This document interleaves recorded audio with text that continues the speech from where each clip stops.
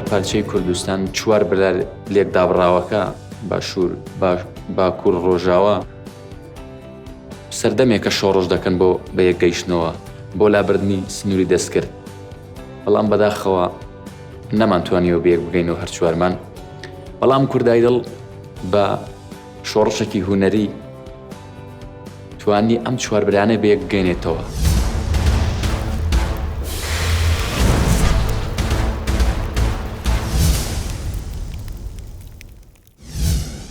سڵاو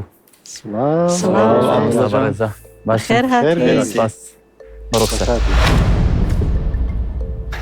مامەسا باشن خێر بێ بەخێر هاتی سەلامەتی ئێمە هەمومان کە ڕووی تۆ بینین بە خەندەوە بە پێکەنینەوە کە بە ڕووی خۆشە و گۆرانی ئەڵێیت هیوامان بە ژیانە بێت.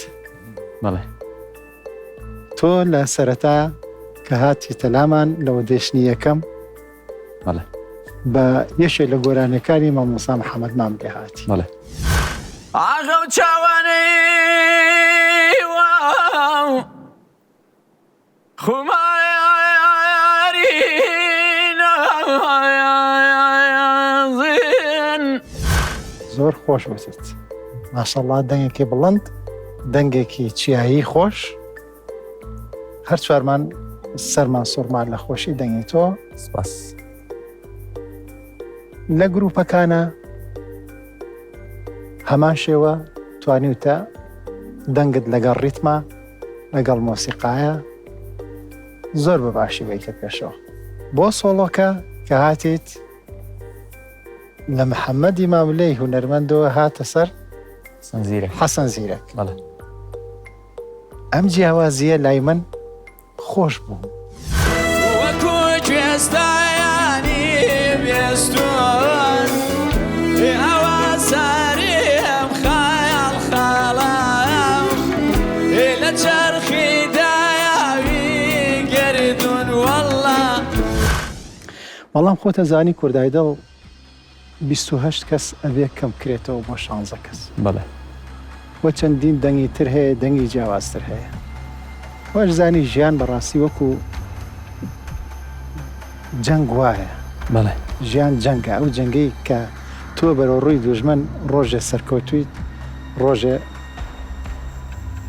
جۆرێکی ترە.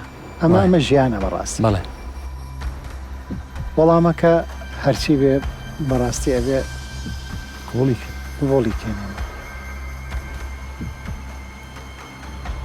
ئەو بڕیاری کە هەر چوارمان داومانە بڕارەکە زیاترەوەیە کە منتەقی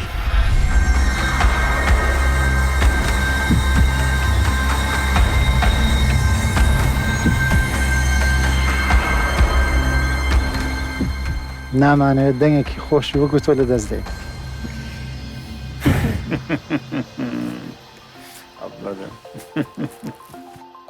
زۆر سپاس. موفق مامەستا دڵزێرێنەوە. چاوەکەی وینی.